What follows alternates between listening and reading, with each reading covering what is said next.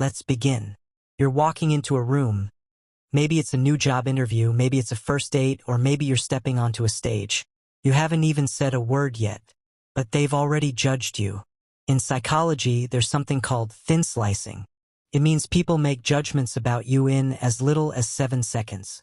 Sometimes even less. Now here's the deeper truth. Most people never get past that first impression. Let me tell you a story. There was a guy, let's call him Omar.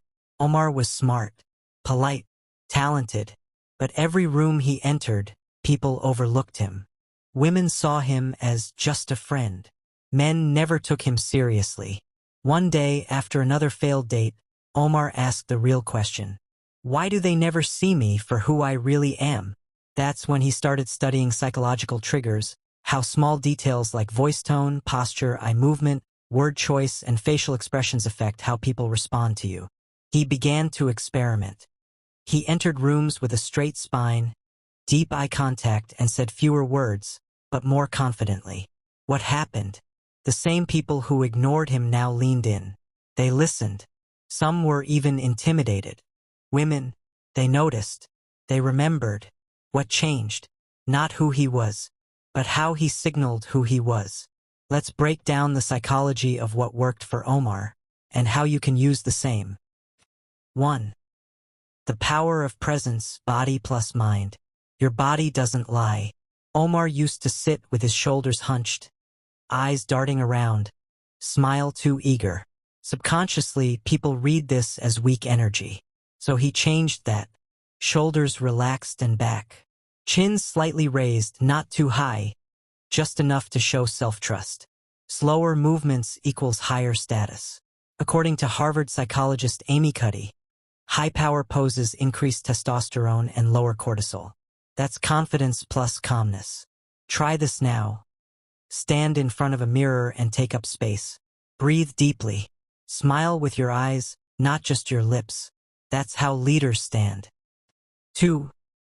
Verbal framing equals mental control. Omar stopped saying things like, I think this might work. Sorry to bother you, but maybe we could. Instead, he started saying, here's what works. Let's do this. This is how I see it. Why does this matter? Because the words you use shape the frame. And the person who controls the frame controls the interaction. It's called frame dominance. High-status people never ask for permission. They declare the direction. Even women noticed the shift. One said, you sound so sure now. I like that. 3. Micro-expressions, the silent language. We all leak emotions through our face.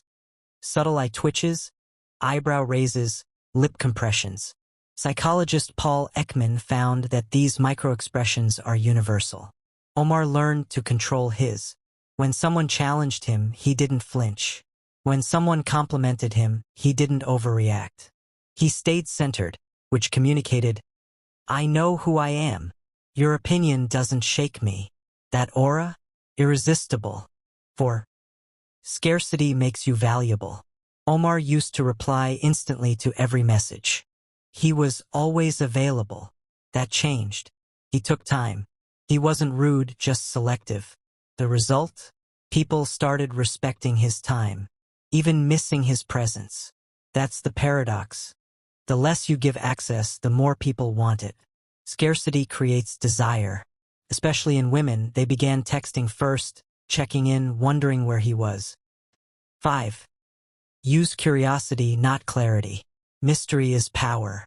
Before, Omar explained everything, his job, his hobbies, his past. Now, he drops hints, lets them ask, and always holds something back. It's a technique used by top negotiators and high-level salespeople. Don't explain too much.